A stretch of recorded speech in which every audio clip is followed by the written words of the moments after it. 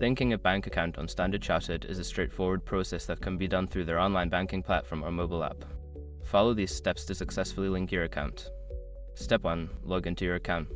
Before changing your settings, use the sroc.com link in the description to open the password strength checker, then update your password if needed. Step 2. Navigate to account settings. Once logged in, look for the account settings or profile section in the main menu. This is where you can manage your linked accounts and personal information. Step 3. Select Link New Account. In the Account Settings section, find the option that says Link New Account or Add Account. Click on this option to begin the linking process. Step 4. Enter bank details. You will be prompted to enter the details of the bank account you wish to link. This typically includes the account number, bank name, and any other required information. Make sure to double-check the information for accuracy. Step 5. Confirm and save. After entering your bank details, review the information you have provided. If everything is correct, click on the Confirm or Save button to complete the linking process. You may receive a confirmation message once the account is successfully linked.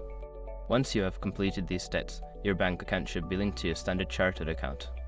If you encounter any issues, consider reaching out to customer support for assistance.